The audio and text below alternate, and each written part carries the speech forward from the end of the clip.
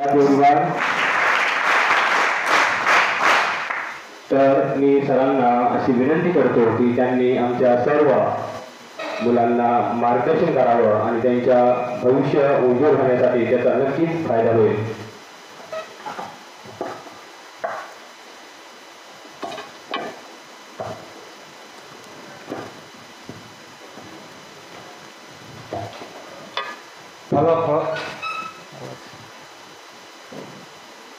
फळाफुलांचा मळा पाहिजे, आनंदाचा सोहळा पाहिजे. गावात देवळं कमी असतील तरी चालतील, पण सुंदर अशी एक शाळा पाहिजे. ही संकल्पना ज्यांनी राबवली ते स्वर्गीय दत्ताभाऊ यांच्या स्मृतींना विनम्र अभिवादन करून जिजामाता इंग्लिश स्कूलच्या सर्व गुरुजनांना आणि तुम्हा विद्यार्थी बालमित्रांना ज्ञानेश्वर मिटगुलेचा मनापासून मनपूर्वक नमस्कार. मुलांनो, खरं तर जो माणूस पायानं चालतो तो ठराविक अंतर गाठतो. तुम्ही कशानं चालता? जो माणूस पायानं चालतो तो ठराविक अंतर गाठतो, परंतु जो माणूस डोक्यानं चालतो तो निश्चितच आपलं ध्येय गाठतो. मी तुम्हाला थोड्याच वेळामध्ये थोडं तरी पायाप्रमाणे डोक्यानंही चालायला शिकवणार. डोक्यानं म्हणजे डोक्यावर नाही बरं का, डोक्यानं म्हणजे नीट सरळ अभ्यासामध्ये डोकं वापरूनच तुमच्या जीवनामध्ये तुमच्यातला प्रत्येकजण चांगला, मोठा आणि यशस्वी माणूस होऊ शकतो हा विश्वास देण्यासाठी वारकरी साहित्य परिषदेतर्फे मी तुमच्यासमोर उभा आहे. खरं तर तुमची पिढी फार हुशार आहे. आमच्या 70पेक्षा 35ची पिढी हुशार आहे आणि 35पेक्षा तुमची 12-15ची पिढी हुशार आहे. पण भानगड काय झाली, जरा जास्तच हुशार आहे. ते चांगलं एकतर तुमच्यापर्यंत पोहोचत नाही, पोहोचलं तरी तुम्ही डोक्यामध्ये घेत नाही. बघा, जीवनामध्ये माणसाला यशस्वी होण्यासाठी माणसाजवळ आत्मविश्वास हवा आणि तो आत्मविश्वास मिळवण्यासाठी थोडा तरी संतांचा आणि शिवरायांचा इतिहास ज्ञात हवा. जगावं कसं हे आम्हाला छत्रपती शिवरायांनी शिकवलं. मरावं कसं हे शंभूराजांनी शिकवलं. आणि वागावं कसं हे संत आणि समाजसुधारकांनी शिकवलं. मित्रांनो, जीवनामध्ये यशस्वी होण्यासाठी माणसाजवळ आत्मविश्वास हवा आणि तो आत्मविश्वास मिळवण्यासाठी थोडा तरी संतांचा इतिहास ज्ञात हवा. संतांचे अभंग, संतांचे विचार, संतवाण्या 700 वर्षानंतरही प्रत्येक गावामध्ये, मंदिरामध्ये, हरिपाठामध्ये कीर्तन, भजन, काकडा गायले जातात, वाजवले जातात. ते ताजेतवाने वाटतात, परंतु ते तुमच्या कानावर पडत नाही. पडले तरी तुम्ही डोक्यामध्ये घेत नाही. परंतु डीजेचं, ऑर्केस्ट्राचं, सिनेमाचं गाणं एकाच वर्षी फेमस होतं, दुसऱ्या दिवशी दिसत नाही, तरीही ते तुम्ही डोक्यामध्ये घेता. मला सांगा, 7-8 वर्षापूर्वी गाणं आलं होतं. एका बाईचं नाव होतं. काय बाईचं नाव होतं? त्या कोणत्या संत होत्या त्या बाई? जनाबाई, मीराबाई, मुक्ताबाई, बहिणाबाई, काय बाईचं नाव होतं? त्या बाईच्या नावावर गाणं होतं. त्या काय मोठाल्या टुकारपणाने त्या बाईच्या घरापुढं जाऊन तिच्या नावाची बोंबाबोंब केली. ती बाई बाहेर निघली नाही आणि दुसऱ्या वर्षी ते गाणंही दिसलं नाही. काय नाव होतं त्या बाईचं? काय होतं? मीराबाई. काय नाव होतं? पोरांना माहिती काय होतं? तुम्ही गाणी ऐकलं नाही का डीजेची? डीजे पुढं नाचला तुम्ही, मला माहिती. मला सांगा, डीजेचा आवाज एवढा मोठा असतो, गंभीर असतो, तरी तुम्ही तिथं जाऊन लुंगी डान्स करता? तुम्हाला कोणी बोलवतं का? या रे तुम्ही सारे या. पण आपल्या गावाच्या जवळ मंदिर आहे, तिथं हरिपाठ होतं, भजन होतं, कीर्तन होतं, तिथं तुमची पिढी दिसत नाही. म्हणजे जिथं गरज आहे, जे चांगलं आहे तिथपर्यंत तुम्ही पोचत नाही. काय त्या डीजेच्या गाण्याचं नाव होतं? त्याच्यानंतर दुसरं गाणं आलं, तेही संतांचं नाव होतं का कुणाचं? बघा, संत एकनाथ, नामदेव, तुकाराम, सेना, चोखा, सावता. कोणत्या महाराजांचं नाव होतं ते? त्या गाण्याची नावं काय होती? नाही माहिती तुम्हाला? माहिती नसेल तर चांगली गोष्ट आहे. पहिलं जे गाणं होतं, त्या बाईच्या घरापुढं जाऊन तुम्ही नाचला आणि त्या बाईला बाहेर दिलं नाही, ती बाई होती शांताबाई. बरोबर ऐकलं की नाही? शांताबाई गाणं ते परत दिसलं का? परत दिसलं नाही म्हणजे डीजेचं ऑर्केस्ट्राचं गाणं एकाच वर्षी येतं, एकाच वर्षी फेमस होतं, दुसऱ्या दिवशी वर्षी गायब होतं. पण संतांचे विचार, शिवरायांचे विचार आज 700 वर्षानंतरही ताजे तवाने वाटतात. प्रत्येक गावामध्ये हरिपाठ, कीर्तन, भजन, काकडा गायले जातात. ते तुम्ही डोक्यात घेत नाही. मी तुमच्या डोक्यावरून जाईल असं काही सांगणार नाही. तुमच्या डोक्यात घुसल, बसल आणि त्यामुळं तुम्ही चांगलं वागाल अशाच प्रकारचा प्रयत्न करणार आहे. मला सांगा, मीराबाई ऐकले का नाव? मीराबाई नाव ऐकले का तुम्ही? तरी ऐकले का? बरं, मीराबाईचं एक भजन होतं आणि त्यातल्या 2 ओळी, त्याच्यातून तुम्ही काय घ्यायचं, त्या 2 ओळीच्या अर्थातून तुम्ही काय घ्यायचं एवढं ठरवा. बघा, मागं म्हणाल का? मागं म्हणाल, जैसी लागी लगन मीरा हो गई मगन, वो तो हरी हरी हरी हरी गुण गाने लगी. काय अर्थ होतो याचा? जैसी लागी लगन मीरा हो गई मगन, काय अर्थ होतो याचा? आता मी म्हणायला सांगितलं, 1-2 मुली नुसत्या गालात हसल्या म्हटल्यात नाही. आता मी कुठं तुम्हाला मुन्नी बदनामुळी म्हणायला सांगितलं आहे? संतांचे अभंग आहे, संतांचा विचार आहे. एखादा चांगला विचार, चांगलं गायन आपल्या डोक्यामध्ये घुसलं, मनामध्ये ठसलं, त्याप्रमाणे जीवनामध्ये चांगल्या वागण्याची बुद्धी तुम्हाला मिळेल. तर काय अर्थ होतो याचा? जैसी लागी लगन म्हणजे मीराबाईला श्रीकृष्णाच्या भक्तीची एवढी आवड, गोडी निर्माण झाली होती आणि ती मीरा हो गई मगन म्हणजे मीराबाई श्रीकृष्णाच्या भक्तीमध्ये एवढी तल्लीन, लीन, मग्न झाली होती. तसं जर तुम्हाला अभ्यासाची गोडी लागली आणि तुम्ही त्या अभ्यासामध्ये मग्न झाला तर जगातली कोणतीही शक्ती तुम्हाला मोठं होण्यापासून रोखू शकत नाही. तुमच्यातल्या प्रत्येकाला मोठं व्हायचं आहे. माणूस जीवनामध्ये 2च प्रकारे मोठा होऊ शकतो, एक तर शिकून आणि दुसरं सवरून. शिकून म्हणजे शिक्षण, क्षणाक्षणाला शिकायचं असतं, आणि सवरून म्हणजे सवरून. सकारात्मक अर्थाचे जेवढे शब्द, सत्य, सदाचार, संयम, सुविचार, संतांचे विचार, प्रत्येक चांगल्या विचारामध्ये माणसाचं जीवन बदलण्याचं सामर्थ्य असतं. एक चांगला विचार घेऊन जगण्याचा, वागण्याचा प्रयत्न केला तर तुमच्यातला प्रत्येकजण मोठा होऊ शकतो. हा विश्वास देऊनच जाणार आहे. मला सांगा, तुमचा देवावर विश्वास आहे का? देवावर आहे? बरं, तुमचा स्वतःवर विश्वास आहे का? सेल्फ कॉन्फिडन्स आहे? तुमचा जर देवावर विश्वास असेल, तर देव देईल, त्याच्यामध्ये तुम्ही संतुष्ट व्हाल. परंतु तुमचा जर स्वतःवर विश्वास असेल तर तुम्हाला हवं ते त्या देवाला द्यावंच लागेल. म्हणून तुम्ही स्वतःवर विश्वास ठेवा. पाखरं पाहिली तुम्ही? पाखरांना कुठे धान्य असतं, कुठे पाणी असतं, कुठे डांबरी रोड असतो, तरीही तेवढं तोडत जातात. एखाद्या लहानशा झाडावर बसतात, फांद्या वागतात. पाहणाराला वाटतं अरे फांद्या वागतील किंवा काय, पक्षी पडतील किंवा काय. परंतु मुलांनो, त्या पाखरांना फांदी तुटण्याची भीती नसते, कारण त्यांचा त्या फांदीवर नसून आपल्या पंखावर विश्वास असतो. तसा तुम्ही स्वतःमध्ये विश्वास निर्माण करा. मला मोठं व्हायचं आहे, मी मोठं होणारच. तुमच्यातला प्रत्येकजण मोठा होऊ शकतो. बऱ्याचदा असं वाटतं, अरे मी गरीबाचा, मी कमी हुशार, मला कमी मार्क आहेत, मी कसा मोठा होणार? मी लुकडा, मी बुटका, मी हाटकुळा, मी काळा, मी मुंगळा, मी कसा मोठा होणार? बऱ्याच वेळेला भीती, भय, नुणगंड असतं मनामध्ये. मी कसा मोठा होणार? तुमच्यातला प्रत्येकजण मोठा होणार. स्पर्धेचं युग असलं तरी मित्रांनो, आपल्या महाराष्ट्रामध्ये आज तरी बेरोजगारी नाही. तुमच्यातला प्रत्येकजण मोठा होणार. लुकडाही मोठा होणार, काळाही मोठा होणार. मला सांगा, आपल्या भारताच्या राष्ट्रपती काय नाव आहे त्यांचं? काय? त्या कोणत्या समाजात जन्मलेल्या आहेत? आदिवासी. आणि त्यांचा कलर किती गोरा आहे का? मग रंगावर काय नसतं.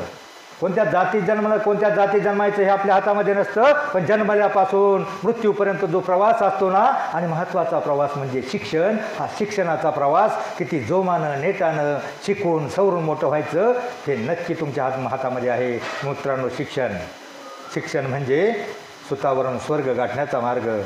स्वर्ग कुणी पाहिला आहे का? स्वर्ग कुणी पाहिला? यातलं जाऊन आलं आहे का? लोक मेल्यावर स्वर्गात जाण्याची इच्छा व्यक्त करतात, पण शिकला सवरलेला माणूस या पृथ्वी तलावर स्वर्ग साकारू शकतो, स्वर्ग उभा करू शकतो. इतकी ताकद या शिक्षणामध्ये आहे. आणि मित्रांनो, शिक्षण म्हणजे शून्यातून विश्व निर्माण करण्याचा मार्ग म्हणजे शिक्षण.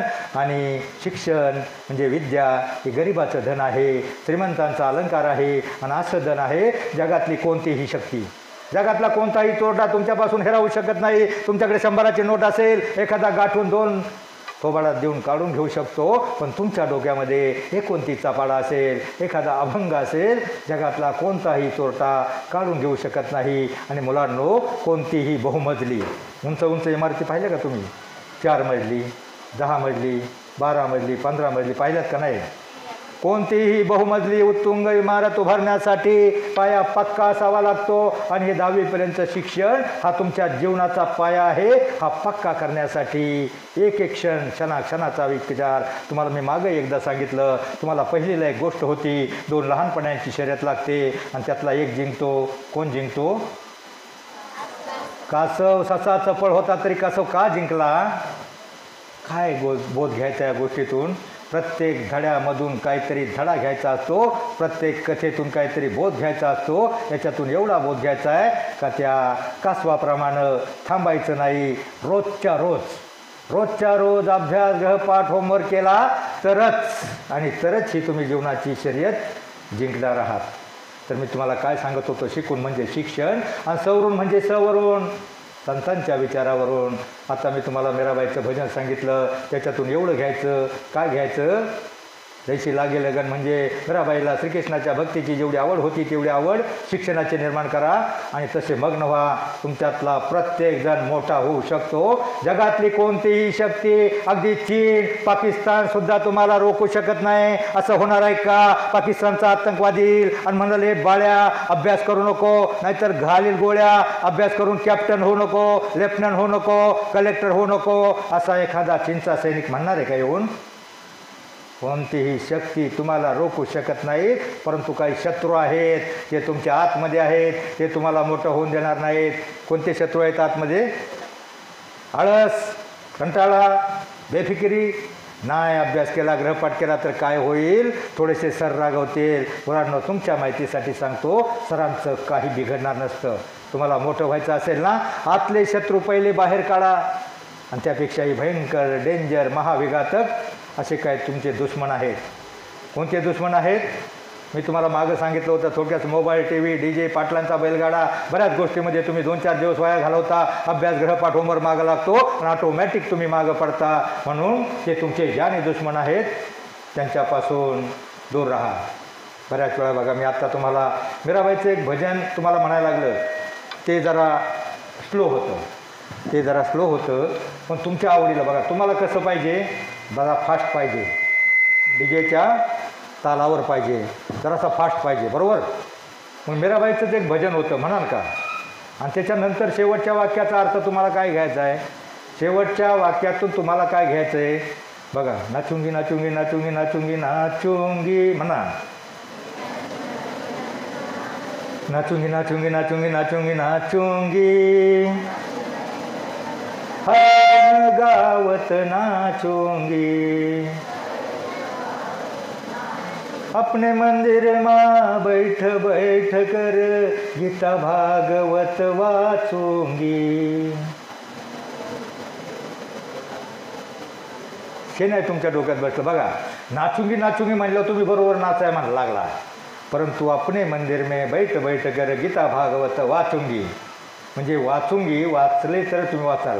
आता तुम्ही नाचणार, नक्की नाचणार, कारण तुम्ही जन्मताच नाचत बाहेर आलात. कारण तुमच्या शाळेमध्ये जर बसवलं ना, मी कार्यक्रम बघतो, तिकडे संगीत लावतात आणि डीजेच्या तालावर नाचवतात पोरं. सर, माझी विनंती आहे, मुलांना अशा कार्यक्रमाऐवजी त्यांना आपल्या तोंडानं म्हणायला लागेल असं कार्यक्रम बसवा. कारण हा जीवनाचा भाऊसागर तरुण जायचा असेल तर तुम्हाला बोलता आलं पाहिजे, गाता आलं पाहिजे आणि पोहता आलं पाहिजे. तुम्ही जर आज बघा ग्रॅज्युएट व्हाल, पुढं लागेल तेवढं शिकाल, परंतु एखाद्या इंटरव्ह्यूला गेला आणि तिथं गेल्यावर प्रश्न विचारले जातील आणि तुम्हाला जर बोलायची सवय नसेल तर तुम्ही रिजेक्ट व्हाल. म्हणून तुम्ही पहिलं गायला शिका. आता तुम्ही नाचुंगी नाचुंगी म्हटला आणि पुढे गीता भागवत वाचुंगी. आता मला सांगा, गीता भागवत पाहिले का तुम्ही कुणी? गीता भागवत पाहिले? किती जणांनी पाहिले? हात करा, हात वर करा. धन्यवाद, पाहिले. हात खाली करा. पण शेवटची काय म्हटली मीराबाई? गीता भागवत वाचुंगी. आणि मग मला सांगा, तुम्ही गीता भागवत, ज्ञानेश्वरी, रामायण, गाथा हे अवजड मोठमोठाले ग्रंथ आहेत, त्या ग्रंथाकडं तुमची पिढी डोकावूनही पाहत नाही.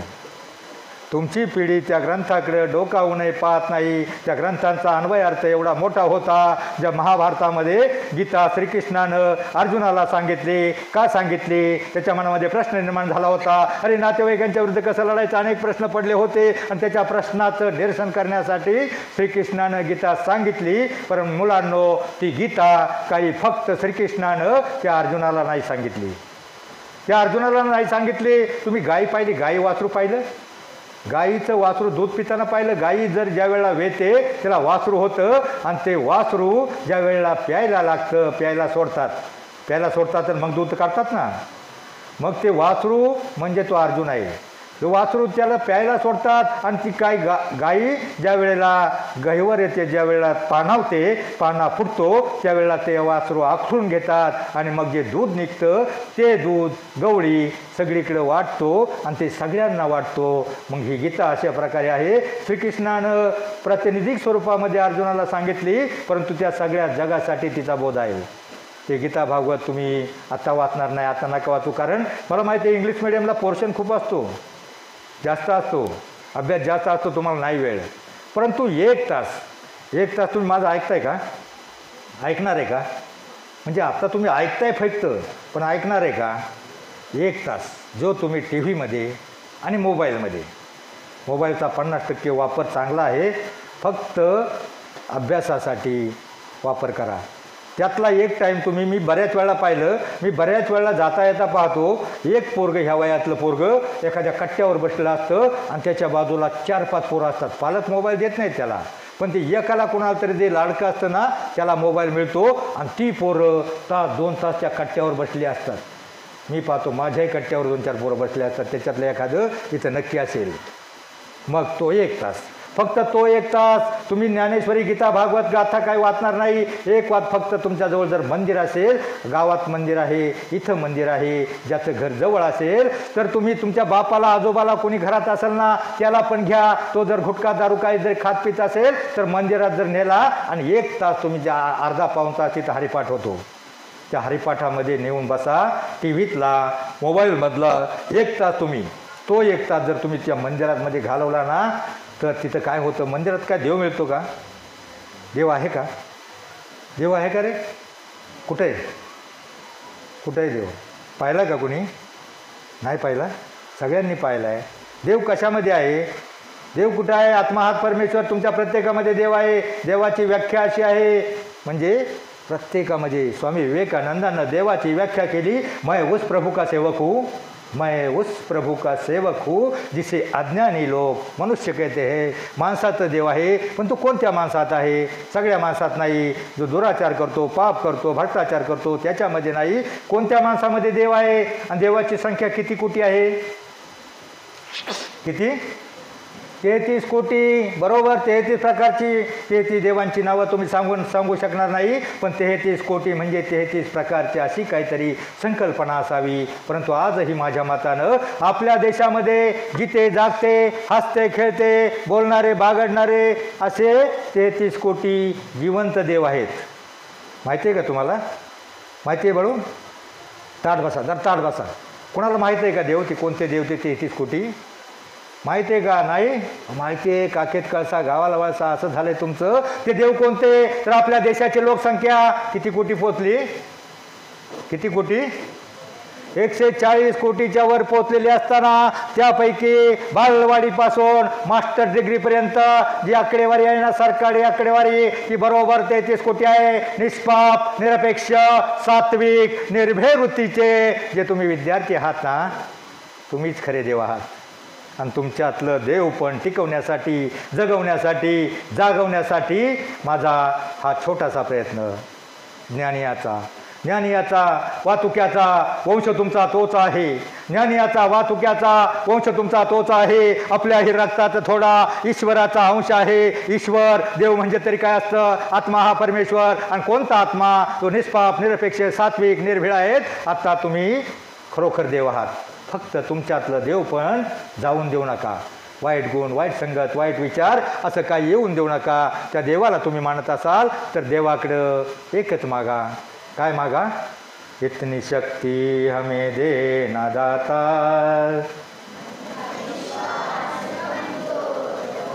हम चले नेक रस्ते से हमसे,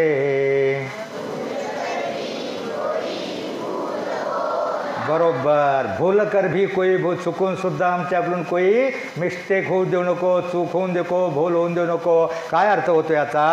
आमच्याकडून चुकून सुद्धा भूल होऊन देऊ नको. मग ही चूक कशी होते?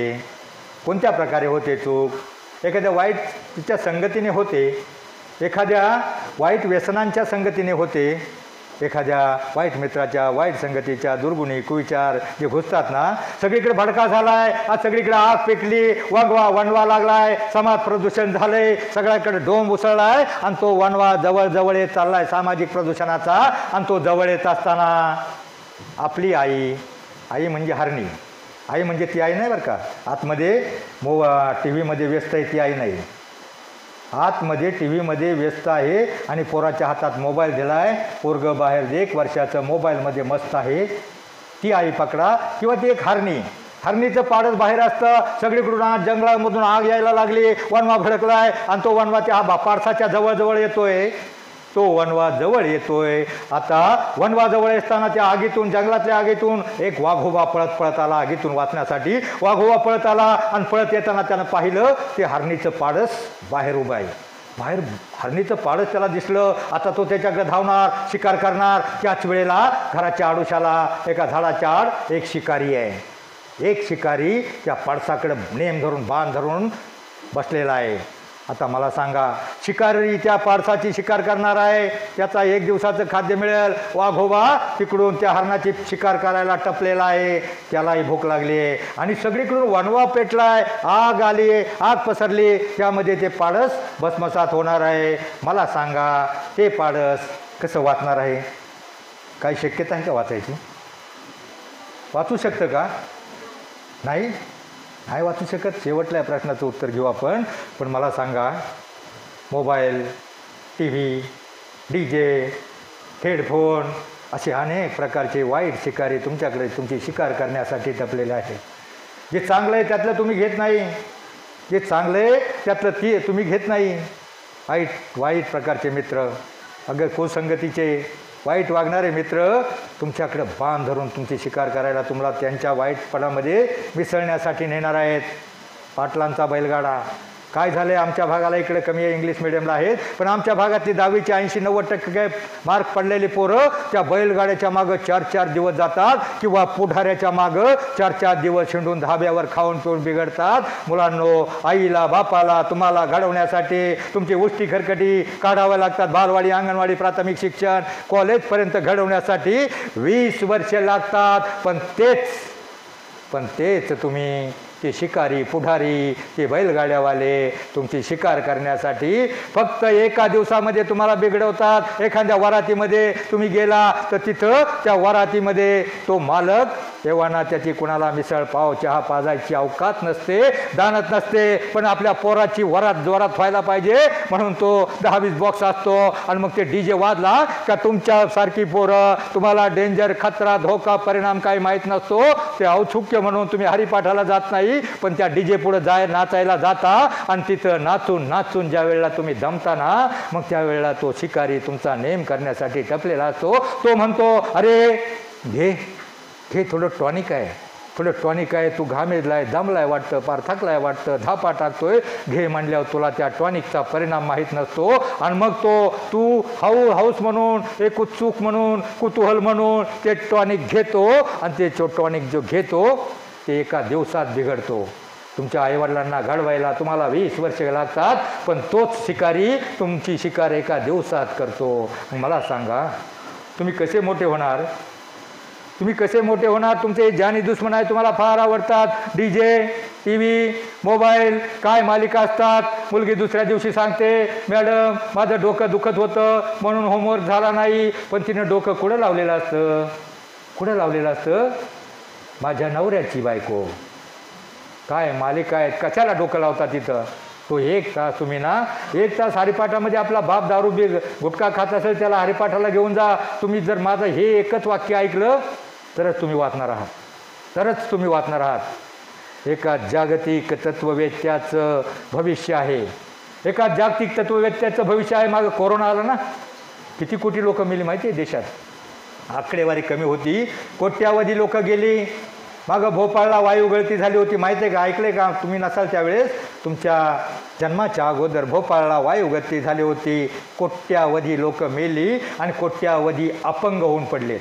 अपंग म्हणजे पोलिओसारखे जाग्यावर पडलेत, त्यांना खाता येत नाही, पिता येत नाही. मग असंच होणार आहे. एक त्या भविष्यवेत्यांनी सांगितलं आहे, यापुढं भविष्यात जो संतांचे विचार, शिवरायांचे विचार याच्यापासून दूर राहील. त्यातले आपल्या 140 कोटीपैकी जगातली अर्धी लोकसंख्या, आपल्या देशातली अर्धी लोकसंख्या जो वाईट वागेल, वाईट विचार करेल, वाईट व्यसन करेल आणि भ्रष्टाचार, दुराचार, अनाचार, कुविचार ज्याच्या मनात येतील, अशी 50% लोकसंख्या म्हणजे 70 कोटी लोक अशा प्रकारे एकतर मरणार आहेत. जे जास्त वाईट वागतील ते जगणार आहेत. पण ते कशा प्रकारे जगणार आहेत? तर जाग्यावर त्यांना पोलिओसारखं अर्धांगवायूचा झटका येणार आहे. एका जागतिक तत्ववेत्यानं सांगितलंय, गुगलवर सर्च करा. म्हणून चांगलं वागा. तुमचं शिकार करण्यासाठी शिकारी टकलेले आहेत. सगळीकडे प्रदूषणाचा, सामाजिक प्रदूषणाचा वणवा भडकला आहे. परंतु त्याच्यातून एकच मार्ग आहे. तो मार्ग मी तुम्हाला शेवटला सांगणार आहे. बऱ्याच वेळेला मी तुम्हाला तुमच्या डोक्यावरून जाय, सगळ्यात लहान प्राणी कोणता? त्याचा आदर्श घ्यायचा. सगळ्यात लहान प्राणी कोणता? हत्ती, मुंगी. बरोबर. मुंगीला काय म्हणतात हिंदीत, इंग्लिशमध्ये? आता मग ती मुंगी काय करत असते? मुंगी काय करते? आता त्या मुंगीपासून तुम्ही काय शिकायचं? जसं त्या सशापासून, कासवाच्या गोष्टीपासून शिकायचं, नियमित अभ्यास करायचा, तसं त्या मुंगीपासून काय शिकायचं? मुंग्या बघा सरळ लाईनमध्ये, शिस्तीमध्ये असतात. गडबड गोंधळ नाही, इकडं तिकडं नाही, किंवा पळत नाहीत. फक्त लाईनमध्ये, शिस्तीमध्ये कुठेतरी बाहेर धान्य पडलेलं घेतात. खळ्यावर, कोपऱ्यामध्ये किंवा दुकानाच्या कडेला बाहेर पडलेलं धान्य ते आपल्या पाठीवर घेतात. लाईनमध्ये, शिस्तीमध्ये. आपट्यांचं घर पूर्वीच्या वेळेला मुंगीचं घर कुठं असायचं? आत्ता सिमेंटची घरं झाली. पूर्वी मातीची घरं कुठंतरी कोपऱ्यामध्ये भिंतीवर घर करायच्या. आणि तो धान्याचा कण, त्यांच्यापेक्षा डबल वजनाचा धान्याचा कण घेऊन, त्या पाठीवर घेऊन, त्या आपल्या घरट्यामध्ये शिरताना त्या डबल ज्वारीच्या, भाजरीच्या धान्याच्या वजनानं त्या खाली पडतात, कोसळतात, खाली येतात, पिसळतात, परत खाली येतात. परत तो धान्याचा कण आपल्या पाठीवर घेतात, उचलतात आणि परत आपल्यातली सगळी ताकद वापरून तो कण भरून धान्यामध्ये नेऊन साठा करतात. इतका साठा करून ठेवतात, भरपूर साठा करून ठेवतात. त्यांना पुढं वर्षभर पुरल, किंवा तो त्यांचं जीवनच वर्षभर असतं, जीवनभर पुरल एवढा साठा त्या मुंगी आपल्या बिळामध्ये करून ठेवतात. आता मला सांगा, त्या मुंगीपासून तुम्ही काय शिकायचं? तुम्ही कशाचा साठा करायचा आहे? आता विद्येचा, ज्ञानाचा साठा करायचा आहे. आणि कशासाठी? का करायचा आहे? का करायचा आहे? त्या मुंगीला काय बघा, मुंगीचं का करायचा साठा तो? कारण भविष्यात पुढं तुम्हाला तो करता येत नाही. पुढं भविष्यामध्ये एखाद्या वेळेला पाऊस पडेल, धो पाऊस पडेल, आणि मग त्या मुंग्या साठा का करतात? तर पुढं पावसाळा येईल, धो पाऊस पडेल, आणि मग त्या पावसात पुराचा लोंढा येईल, आणि त्यावेळेला जर त्या मुंग्या बाहेर पडल्या, अचानक पाऊस आला, तर अख्ख्या मुंग्या वाहून जातील, मरून जातील. मग त्या मुंगीपासून तुम्ही काय शिकायचं आहे? तुम्ही कशाचा साठा करायचा आहे? आता ज्ञानाचा, विद्येचा साठा करायचा आहे. मग त्या मुंगीला हिंदीमध्ये काय म्हणतात? चिटी ना, नन्ही चिटी. जब दाना लेकर चढ़ती है, उभर तो दीवारों से 100 बार फिसलती है. मन का विश्वास रगों में साहस भरता है. गिरकर चढ़ना, चढ़कर गिरना ना कभी करता है. आखिर उसकी मेहनत, आखिर उसकी कोशिश बेकार नहीं जाती. आखिर उसकी मेहनत बेकार नहीं जाती. कोशिश करने वालों की प्रयत्न करा, कधी थार होणार नाही. आणि कदाचित थोडंसं अपयश आलं, थोडं 2 पाऊल मागं आलं, कारण त्यामुळं नर्वस व्हायचं किंवा बोधरेशन घ्यायचं काही कारण नाही. एखाद्या वेळेला आपल्याशी कमी मार्क पडतील, नाराज व्हायचं नाही, परत तयारी करायची. कारण असफलता एक चुनौती है, असफलता एक चुनौती है, उसे स्वीकार करो. क्या कमी रह गई देखो और सुधार करो. जब तक सफल ना हो नींद चैन को त्यागो तुम, संघर्ष का रास्ता छोड़कर मत भागो तुम. क्योंकि कुछ किए बिना ही जय जयकार नहीं होती, कोशिश करने वालों की. समुद्रामध्ये बघा, एक जण मोती शोधण्याचा प्रयत्न करतो, बराच डुबक्या मारतो. गोताखोर सिंधु में डुबक्या लगाता है, जा जाकर खाली हाथ लौट आता है. मिलते न सहजित मोती गहरे पानी में, परेशान होता है वो उसी हैरानी में. लेकिन मुट्ठी उसकी हर बार खाली नहीं जाती, कोशिश करने वालों की. बस प्रयत्न करा, प्रयत्नांती परमेश्वर म्हण माहीत आहे ना, कधी तुमचे हार होणार नाही. म्हणून आयुष्यामध्ये प्रयत्न करा. त्या मुंगीप्रमाणे तुम्ही जर प्रयत्न केला, विद्येचा ज्ञानाचा साठा करून ठेवला, तर आयुष्यामध्ये तुम्ही कधीच हार होणार नाही. फक्त त्यासाठी एकच काम करा, गीता गाथा तुमच्या डोक्यामध्ये सध्या बसणार नाही, परंतु हरिपाठ असतो, हरिपाठाचं पुस्तक असतं आणि त्यामध्ये एक 38 नंबरचा अभंग आहे बघा. हरिपाठातला 38 नंबरचा अभंग माहीत आहे कुणाला? छोटा हरिपाठ असतो. गीता गाथा भागवत तुम्ही बघणारे नाही, तुम्हाला अभ्यासही फार असतो, परंतु एक प्रयत्न करा, हरिपाठ ज्या देवळामध्ये 1 तास जाणार आहे ना, हरिपाठ असतो. आणि 38 नंबरचा अभंग आहे, अवघाची संसार सुखाचा करीनं, आनंदे भरीनं तिन्ही लोक. काय अर्थ होतो बाळू? जरा ताट बसा, ताट. कंटाळा आलाय का मागच्यांना? कुणाला कंटाळा आला सांगा बरं. काय आलाय का कंटाळा? काय झालं, एका शाळेमध्ये मी अख्खं रामायण सांगितलं. त्या दिवशी रामनवमीचा दिवस होता. सरांनी सांगितलं रामायणावर थोडं बोला. मुलांनी रामायण बघितलं नाही, मालिका त्यांच्या जन्मा अगोदर होऊन गेली. मग मी रामाचा जन्म, सीता स्वयंवर, लंकादहन, रावणाचा वध, सेतुबंधन सगळं सांगितलं. आणि सगळं सांगितल्याच्या नंतर रावणाला कसं मारलं, कुणी मारलं, कोणत्या प्रकारे मारलं, सगळं सांगितलं. परंतु काय झालं, एका मुलाचं लक्ष नव्हतं, ते त्या मागच्याला मारत होतं. त्याला म्हणलं, मागून 2-3 नंबर. अय बाळू, 3 नंबर. रावणाला कोणी मारलं रे? तो म्हणतो मी नाही मारलं, कारण त्याचं लक्ष नव्हतं. मग तुमचं लक्ष काय आहे सध्या? टी व्ही, मोबाईल, DJ, पाटलांचा बैलगाडा. काय लक्ष आहे तुमचं? तुमचं लक्ष फक्त तुमच्या लक्षाकडे पाहिजे. तुमचं लक्ष आहे शिक्षण. आणि जो विद्यार्थी शाळेमध्ये लक्ष देऊ शकत नाही, त्याची नौका कुठंतरी मध्येच डुबणार आहे. मग मी तुम्हाला आता काय सांगत होतो आहे का कोणाचं लक्ष? काय सांगत होतो? अभंग 38 नंबरचा अभंग आहे, अवघाची संसार सुखाचा करीनं. काय अर्थ होतो याचा? काय अर्थ होतो? होय, काय अर्थ होतो? अवघाची संसार सुखाचा करीनं. साधं आहे. कारण हे अभंग, कविता, भाववेद, भारूड हे तुम्हाला मास्टर डिग्रीपर्यंत नाथाचं भारूड आहे, बहिणाबाईंचे अभंग आहेत. आणि शिक्षणासाठी नाहीत. याच्यातून काय शिकायचं? अवघाची संसार सुखाचा करीन म्हणजे काय अर्थ होतो? कुणाचा संसार म्हटलंय? कुणाचा म्हटलंय? पप्पा, मम्मी, गुड्डी, नुड्डू, कोणाचा म्हटलंय संसार? घरचा म्हटलंय का? अवघाची संसार म्हणजे अख्ख्या जगाचा संसार सुखाचा करेल आणि आनंद भरेन 3 लोक, म्हणजे स्वर्ग, मृत्यू, पाताळ सगळीकडे आनंद निर्माण करेल. अभंगाच्या एका चरणाचा अर्थ एवढा मोठा असतो, ते तुम्ही डोक्यात घेत नाही. तुमच्या डोक्यामधली ती शांताबाई गेली, आला बाबूराव. मग शांताबाई, बाबूराव तुम्हाला तारून नेणार नाहीत. संतांचे अभंग, संतांचे विचार हेच तुम्हाला तारून नेणार आहेत. 2 अभंग आयुष्यात पाठ करा. आयुष्यामध्ये फक्त 2 अभंग पाठ करा. एक यातला 38 नंबरचा अभंग आहे, अवघाची संसार. आणि याच्या बाहेरचा एक अभंग आहे, सावता महाराज. ते कधी पंढरपूरला गेले नाही. त्यांचं आरण हे गाव सोलापूर रोडच्या अलीकडं, ते पंढरपूरच्या जवळ होतं. ते कधी पंढरपूरला गेलं नाही. आपल्या शेतामध्ये राब रागायचे, काम करायचे, कष्ट करायचे, घाम गाळायचे. आणि त्यांचा अभंग आहे, तुम्हाला माहिती आहे ना कोणता अभंग आहे? कांदा मुळा भाजी, अवघी विठाई माझी, लसूण मिरची कोथंबिरी, अवघा झाला माझा हरी, मोठ नाडा विहीर दोरी, अवघी व्यापिली पंढरी, सावता म्हणे केला मला, विठ्ठल पायी गोविला गळा, विठ्ठल देखिला मी डोळा. आपल्या कामातच विठ्ठल बघायचे, काम करता करता भजन करायचे. आणि मित्रांनो, कामामध्ये काम, विठोबाचे नाम. तशा प्रकारे तुम्ही जर 2 अभंग पाठ केले ना, आणि त्या अभंगातून काय शिकायचं? जसा अवघाची संसार सुखाचा करीनं, व्यापक स्वरूपाचा जगाचा संसार सुखाचा करायचा आहे हा अर्थ तुम्हाला जरी नाही कळला, फक्त स्वतःचा संसार सुखाचा करायचा आहे एवढं जरी कळलं तरी फार झालं. आणि सावता महाराजाच्या अभंगातून हे सांगितलंय, कांदा मुळा भाजी अवघी विठाई माझी, म्हणजे त्यांच्या वाट्याला जे काम आलंय शेतीतलं काम करायचं, आपल्या वाटेला आलेलं काम, आपल्या वाट्याला आलेलं कर्म प्रामाणिकपणे करणं म्हणजेच देव.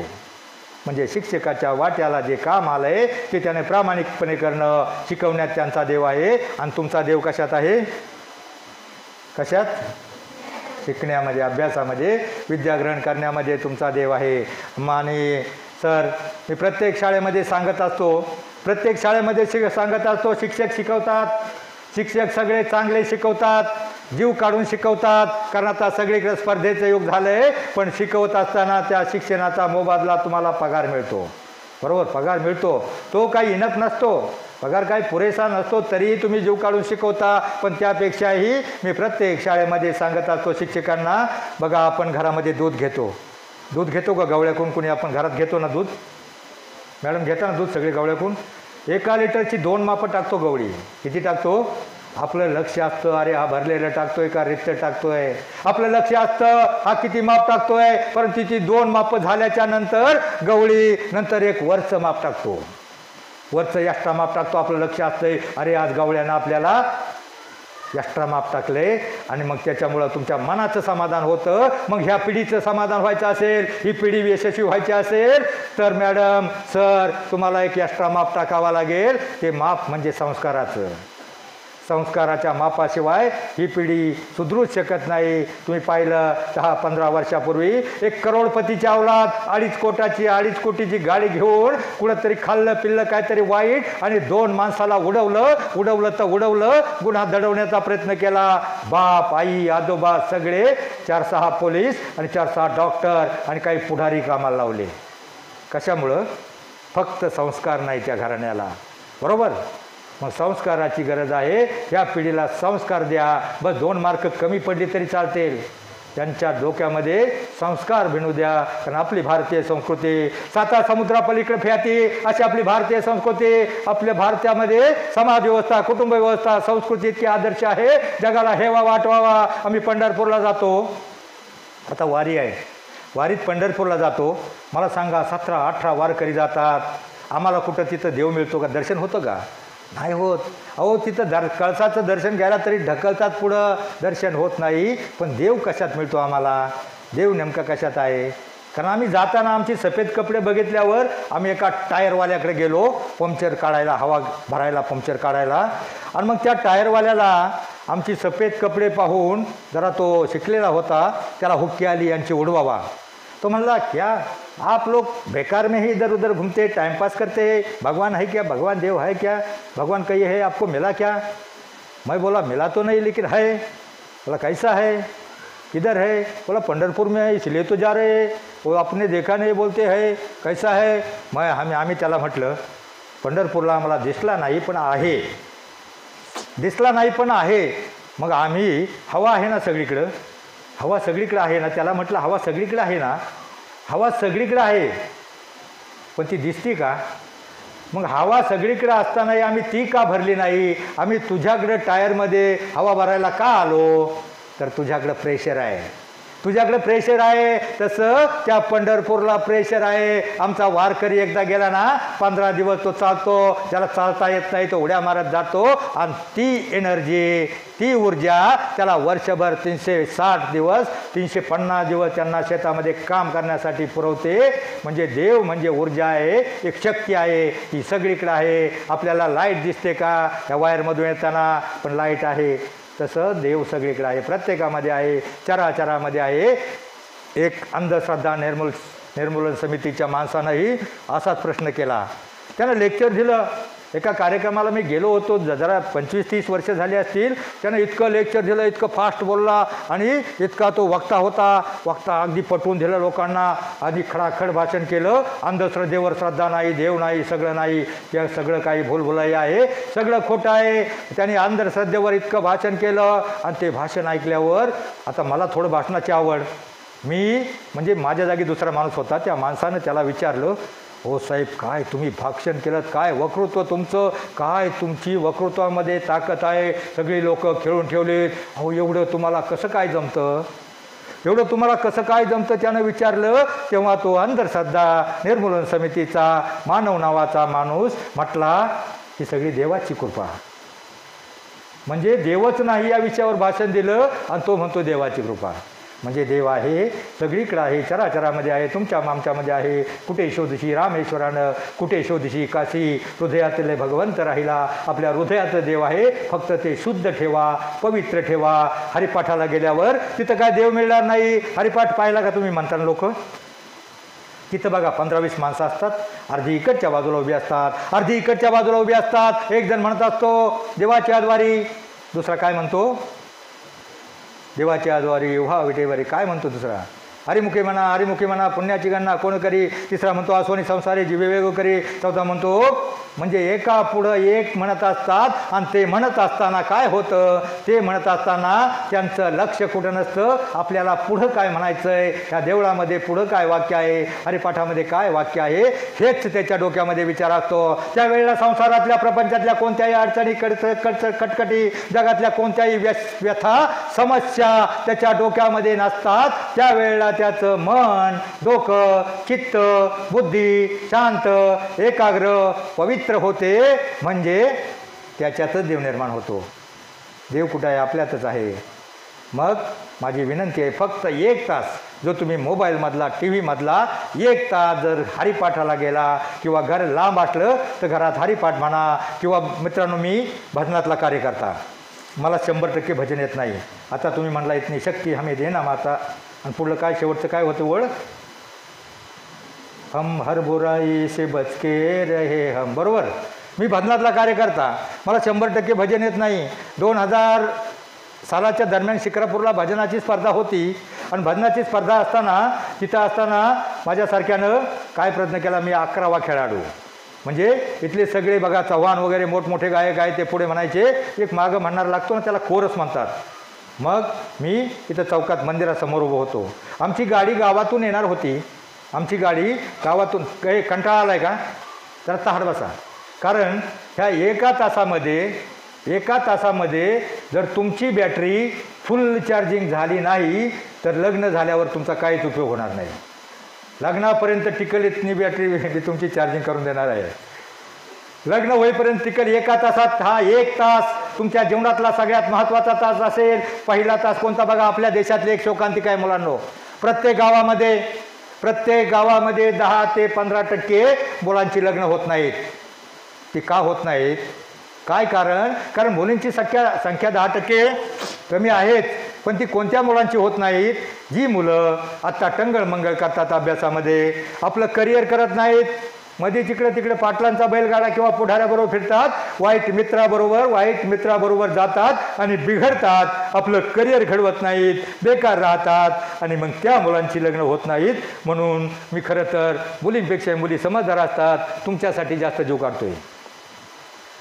तुम्हाला बघा, भारताचे माजी राष्ट्रपती कोण, APJ अब्दुल कलाम, प्रतिभाताई पाटील, आता द्रौपदी मुर्मू. तुम्ही राष्ट्रपती होऊ शकता. मला सांगा, APJ अब्दुल कलाम कोणत्या जाती जन्मले होते?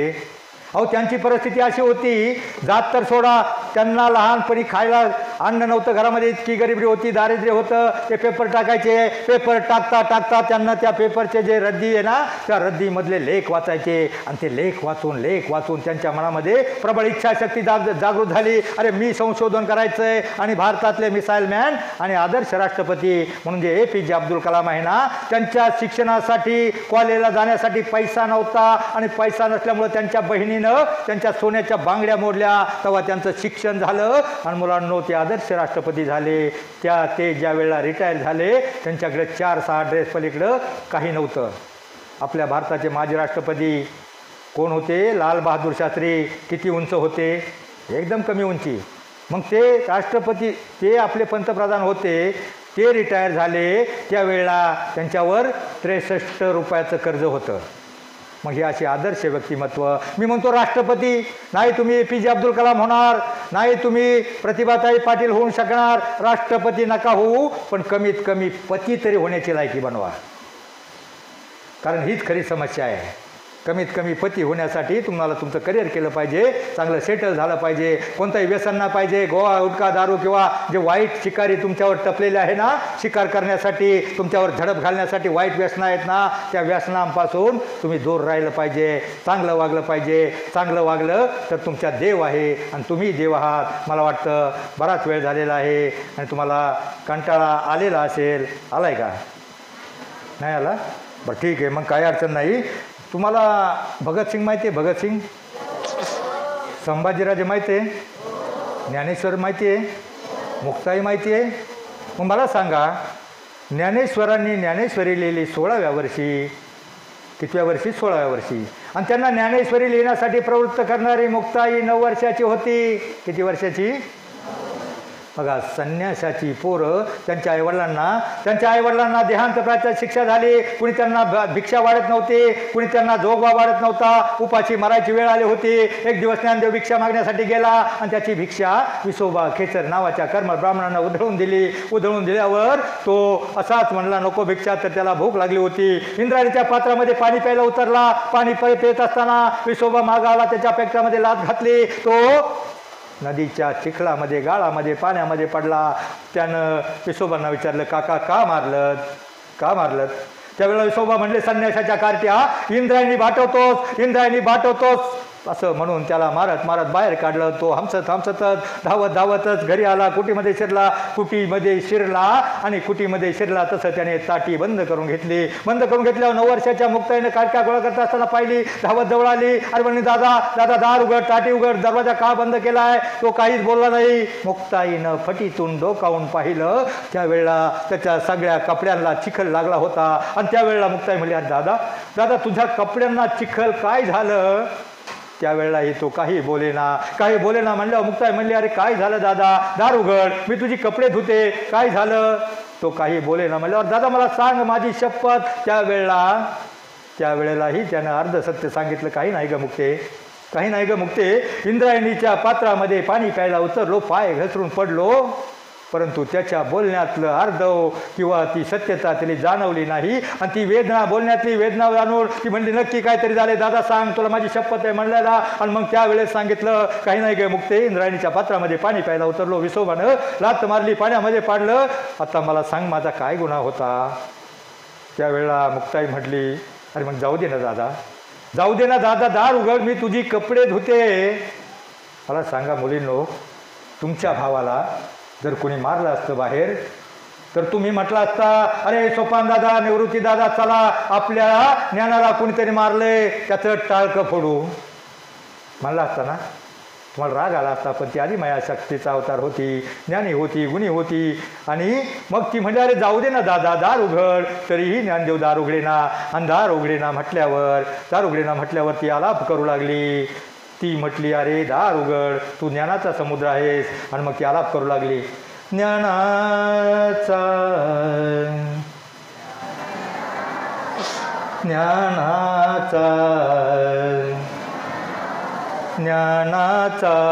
सागर, सख माझा ज्ञानेश्वर. अरे माझा सखा ज्ञानेश्वर, ज्ञानाचा सागर आहे तू, ज्ञानाचा समुद्र आहे दादा. मला सांग, समुद्रामध्ये जर एखाद्यानं दगड मारला तर काय होतं? थोडेसे लाटाचे तरंग उठतात, पाण्याचे तरंग उठतात, थोड्या वेळानं कंपन निर्माण होतात आणि थोड्या वेळानं तो समुद्र शांत होतो. ज्ञानाचा समुद्र आहे तू, मग कशाला राग देतो? सोड ना. तरीही ज्ञानदेव दार उघडेना. त्यावेळेला अशा प्रकारच्या त्या मुक्ताबाईनं विनवण्या केल्या, 42 प्रकारच्या विनवण्या केल्या. त्यांना ताटीचे अभंग म्हणतात. माहिती आहे का? ऐकले का ताटीचा अभंग नाव? ताटीचे अभंग नाव ऐकलं नाही? आणि मग ते दार उघडेना म्हणल्यावर ती मुक्ताबाई म्हणली, योगी पावन मनाचा साहे अपराध जनाचा, अवघे विश्व झाले वन्नी, तेव्हा संते व्हावे पाणी, राग रस्वा सोडा त्वरा, आपण तरुण विश्व तारा, ताटी उघडा ज्ञानेश्वरा. अशा 42 प्रकारच्या विनवण्या. तिच्या बोलण्यातला अर्थ ज्ञानेश्वर पाठ मोरा ऐकत होता. ऐकताना मनामध्ये अचा चाट होता, अरे 9 वर्षाची चिमुरडी मुक्ती, हिनं किती तत्वज्ञान मला सांगितलंय. आणि मी तर ज्ञानेश्वर, ज्ञानदेव माझं नाव, जगाला ज्ञान देण्यासाठी माझा जन्म, आणि तो पटकन मागं वळला आणि त्या मुक्ताईला कुशीत घेतलं. आणि मित्रांनो, त्यावेळेला 13व्या वर्षी ज्ञानेश्वरांनी ज्ञानेश्वरी लिहायला पूर्ण केली. 16व्या वर्षी पूर्ण झाली. 9 वर्षाच्या मुक्ताईनं त्यांना जाणीव करून दिली. आता मला सांगा, ह्याच वयामध्ये तुमच्या डोक्यामध्ये अभंग, भावगीत, भक्तिगीत, ओव्या, पदे, श्लोक, भारूड, गवळण याच्या चाली त्या डीजेच्या ऑर्केस्ट्राच्या गाण्यापेक्षा चांगल्या असतात. त्या तुम्ही डोक्यामध्ये घ्या, तरच तुमचं जीवन भंग होणार नाही. अभंग या शब्दाचा अर्थ असा आहे, त्याचं 1-2 अभंगे पाठ असतील ना, एका चरणाप्रमाणे वागण्याचा प्रयत्न केला, जीवन कधीच भंग होणार नाही. आता मला सांगा, त्या मुक्ताईनं विनवण्या केल्या. तुम्हाला भाऊ आहेत का? भाऊ मोठाले आहेत का? मोठाला जर भाऊ असेल ना, तो मोठाला भाऊ कुठं आतमध्ये कोंडून घेणार नाही.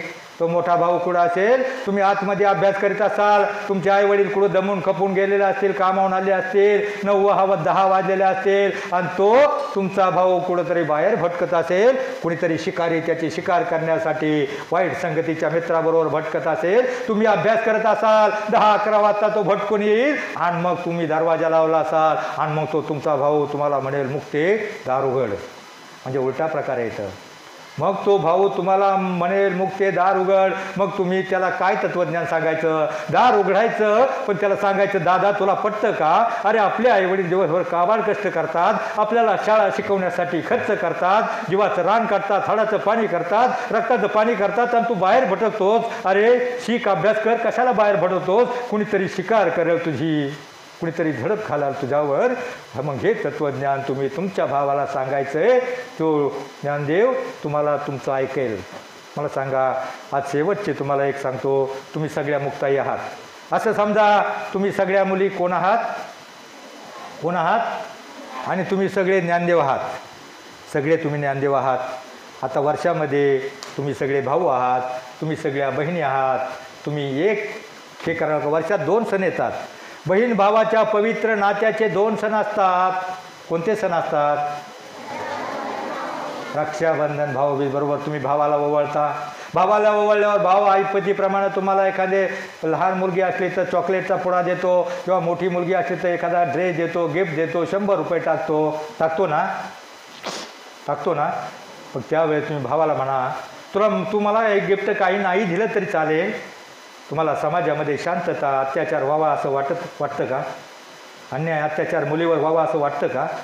मग तुम्ही एक मागाल, ह्या भाऊबीजेला येईल आता भाऊबीज दिवाळीला, मग त्यावेळेला तुमचा भाऊ तुम्हाला ओवाळेल, काहीतरी गिफ्ट देईल. त्याला म्हणावं, तो जी गिफ्ट द्यायची ऐपत नसेल तर काही हरकत नाही, पण तुझ्या आईपतीची एक गिफ्ट मला दे. तू असं कर, तू माझ्याकडं ज्या मायेनं, बहिणीच्या मायेनं, प्रेमानं बघतोस ना, त्याच नजरेनं जगातल्या सगळ्या मुलींकडं बघ.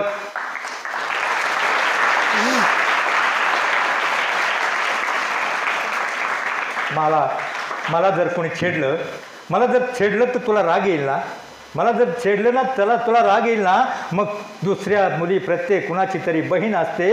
तू एवढंच कर, आयुष्यामध्ये प्रत्येक मुलीकडं बहिणीच्या नात्यानं बघ. आयुष्यामध्ये कधीही अत्याचार, अन्याय काही होणार नाही. लहान मुलींना चॉकलेटचे आमिषे दाखवली जातात, मोठ्या मुलींना गिफ्ट दिली जाते. त्याच्या मोठ्या मुलींना मोबाईलची कॉलेजला गेल्यावर मोबाईल गिफ्ट देऊन दिले जाते. त्याच्या मोठ्या मुलींना काय एक फसवा शब्द निघाला आहे, काय ते इंग्लिश, मी जुना BCom आहे, मला जास्त इंग्लिश 35% मार्क होती.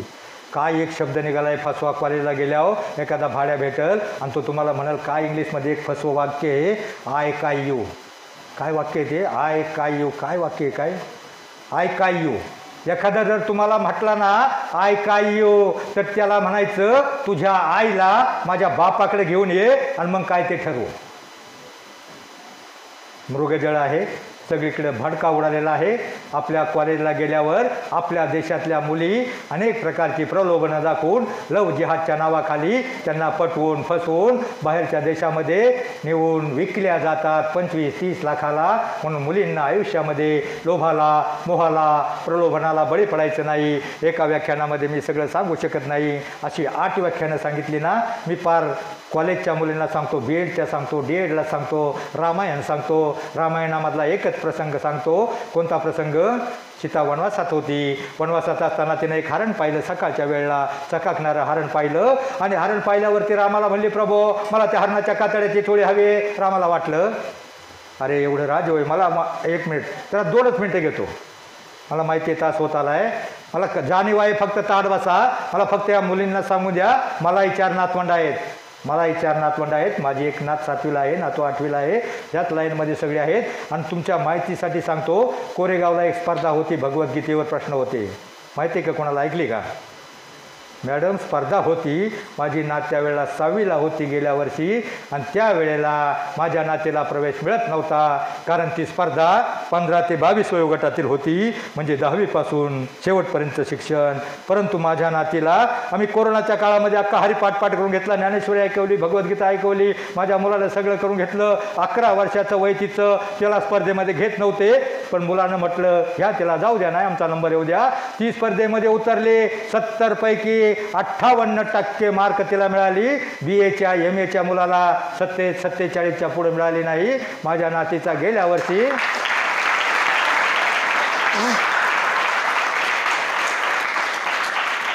स्पर्धेमध्ये पहिला क्रमांक आला. कोरेगावला स्पर्धा होती, बक्षीस होतं 7,000 आणि स्मृतिचिन्ह. 6वीच्या मुलीला 7,000 मिळवून देण्याचं माध्यम फक्त अध्यात्मच आहे, परमार्थ आहे. उद्या तुम्ही A ग्रेडवाले, A ग्रेड किती जण आहे? A ग्रेड किती जणांना आहे? A ग्रेडमध्ये किती आहे? हातवर करा. A, B, C, कोणीच नाही का C? मग सगळे ढमध्ये आहेत का? A ग्रेडवाले हातवर का, ज्याला A ग्रेड मिळाली त्यांनी हात खाली करा. B ग्रेड हां, तर ठीक आहे, जाऊ द्या ग्रेड. काय होतं आहे, शिक्षण म्हणजे सगळं काही नाही, शिक्षणाबरोबर संस्काराची गरज आहे. अहो एखादा A ग्रेडवाला, एखादा IPS MPSC UPSC परीक्षा देऊन अधिकारी होतो, त्याच्यापेक्षा दुसऱ्या नंबरचा एखादा इंजिनियर होतो, डॉक्टर होतो, त्याच्यानंतर C ग्रेडवाला एखादा BEd DEd करून प्राध्यापक होतो, ITI होतो, डिप्लोमा होतो. D ग्रेडवालेला तो एखादा वेल्डर होतो, ITI करतो, कामगार होतो. आणि जो नापास होतो ना पार, तो नापास होतो ना, तो कोण होतो? एक तर टुकार होतो, किंवा तो कीर्तनकार होतो, किंवा पुढारी होतो. मग उलटा एक तुम्हाला सांगतो, जो A ग्रेडवाला आहे तो अधिकारी, जो पुढारी आहे ना, नॉन मॅट्रिक शिक्षण मंत्री, त्याच्या अंडरमध्ये असतो. किंवा जो शिक्षक तो त्याच्या संस्थेमध्ये असतो. म्हणजे असे काय आपला संस्था चालक MA होता, सुशिक्षित होता, पण अशाही लोकांच्या शाळा आहेत, नॉन मॅट्रिक झालेली लोक, जो पुढारी ज्याला काहीच करता येत नाही, जो भांडवलदार शाळा काढतो, मग त्याला काय महत्त्व आहे?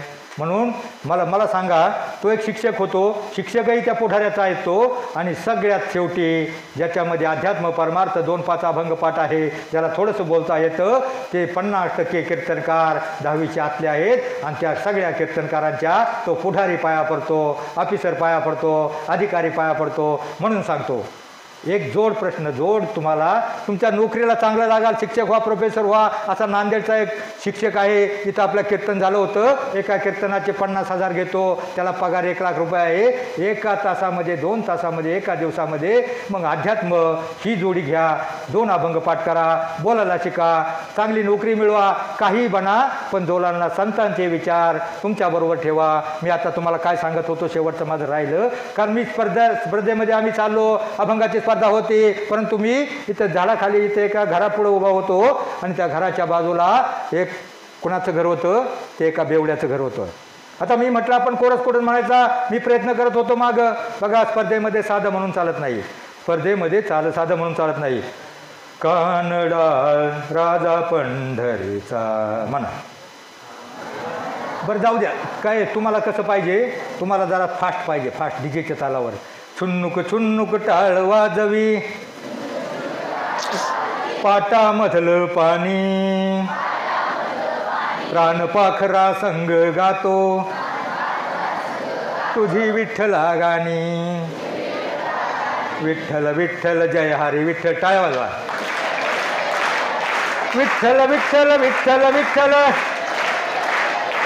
विठ्ठल विठ्ठल विठ्ठल विठ्ठल विठ्ठल विठ्ठल विठ्ठल विठ्ठल विठ्ठल विठ्ठल विठ्ठल विठ्ठल विठ्ठल विठ्ठल विठ्ठल विठ्ठल. बघा, ज्यानं खरोखर मनापासून टाळ्या वाजवल्यात हाताला झिंझिण्या झाल्या असतील, झाल्या का नाही? खरोखर वाजवल्या जोरात त्याच्या हाताला झिंझिण्या झाल्या असतील. आणि जो खरोखर अंतकरणापासून मोठ्यानं विठ्ठल म्हणला असेल, विठ्ठल या शब्दावर एक शास्त्रीय कारण आहे. ठ वर जोड पडतो. आपल्या अंतकरणातून सगळ्या रक्तवाहिन्या कंप पावतात आणि हाताने टाळ्या वाजवल्यामुळे डोक्यापासून पायाच्या नखापर्यंत सगळ्या रक्तवाहिन्या प्रवाहित होतात. आणि जो मुलगा दिवसातून 5 मिनिट एखादा अभंग पाठ करेल म्हणेल आणि फक्त 1 मिनिट टाळी वाजवील आणि विठ्ठल विठ्ठल म्हणेल, विठ्ठल विठ्ठल म्हणेल, आयुष्यामध्ये त्याला BP, शुगर, रक्तदाब, मधुमेह, कोलेस्ट्रॉल किंवा कॅन्सर अटॅक येणारच नाही. कारण जी आपली स्थूल प्रकृती होते ना, त्याला कुठेतरी पायबंद बसतो. मग मी तुम्हाला सांगत होतो, भजनाची स्पर्धा होती, आमचे मित्र मागे येत होते, मी एका झाडाखाली उभा होतो, मी सहज आपली प्रॅक्टिस करायला लागलं. म्हटलं मागं कुठपर्यंत म्हणायचंय, मी थोडा आलाप, बघा तेच मार्क असतात, निवड, चाचणी, संगीत, कोरस, आलाप, मी आपलं आलाप घ्यायला लागलो. विठ्ठला हां बरं, असा आलाप घ्यायला लागलो. तेवढ्यात ते एक बेवडं रडतच माझ्यासमोर आलं. आणि ते म्हटलं, मी जर काय झालं, काय मित्रा कोणी मारलं का? ते म्हटलं मारलं नाही, पण तुम्ही आत्ता वेवळत होता ना, मग त्याच्यामुळं मला लय दुःख झालं. मी म्हटलं काय झालं सांग तरी. मग ते म्हटलं, काय सांगू दुःख मित्रा, आठव मला झाला त्याच्या गुणाचा, असाच वरडून कुत्रा मेला किर माझा. काय झालं होतं, रात्री 7-8 बेवड्यांची पार्टी झाली होती. आणि त्या बेवड्यांची पार्टी झाल्यावर कोणी मसाला आणला, कोणी पीठ आणलं, कोणी काय आणलं, सगळं सामान आणलं. याच्या घरी एक लहान कोकरू होतं. त्याला सांगितलं कोकरू आण.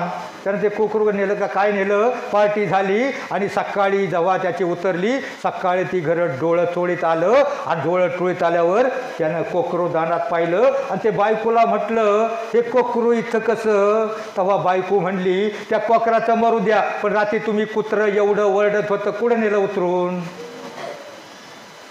मग त्यानं कसली पार्टी केली होती. तेवढ्यात त्याची बायको जवळ आली. तेवढ्यात काय झालं, मग तेवढ्यात त्याची बायको धावत आली आणि ती मला म्हटली, दादा तुम्हाला काही बोलला नाही ना? मी म्हटलं नाही गं, बोलला ना, मी 2 मिनटात आवरता, तर मला माहिती आहे वेळ झाला आहे का. काही काही बाई जास्त बोलला नाही, फक्त यानं आतापर्यंत मला कुत्रं बनवलेला, घेऊन जा, माकड बोकड खोकड काय बनवून घेऊन. ती बाई म्हटली, कुठं घेऊन जाऊ दादा, बा या नमुना बापाच्या इज्जतीसाठी, घराण्याच्या इज्जतीसाठी याच्याकडे ते आणि संसाराचं वाटोळं केलं. पोरांच्या शाळेला पैसे नाहीत, हा दारू पिऊन येतो सगळं. मी म्हटलं प्रेमानं सांगायचं. ती म्हणली प्रेमानं सांगितलं विनवित राया, तो माझ्या नरडीत दाबाय बघतो. मग मी त्याला म्हटलं, गावामध्ये पुढारी असतील, पोलीस असतील, कायदा असं धाक दाखवायचा.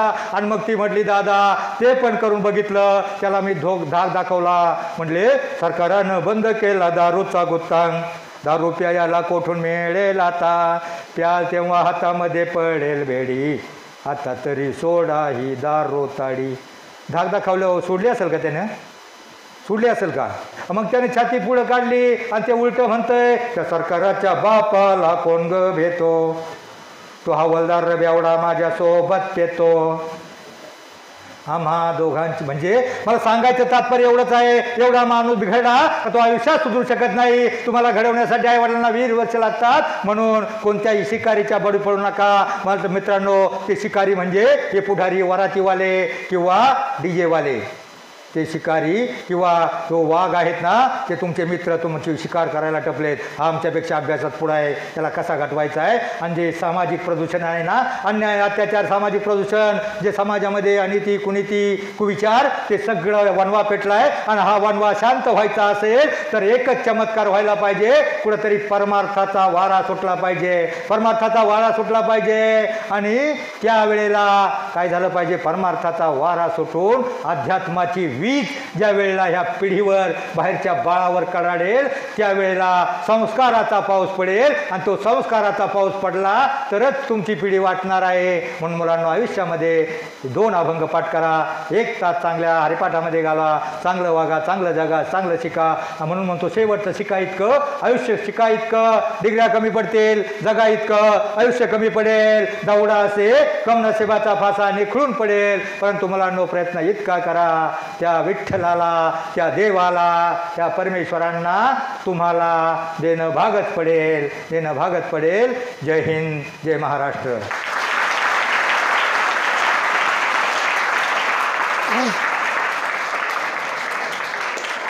एक मिनिट, आता काय झालं आहे, बंद करा.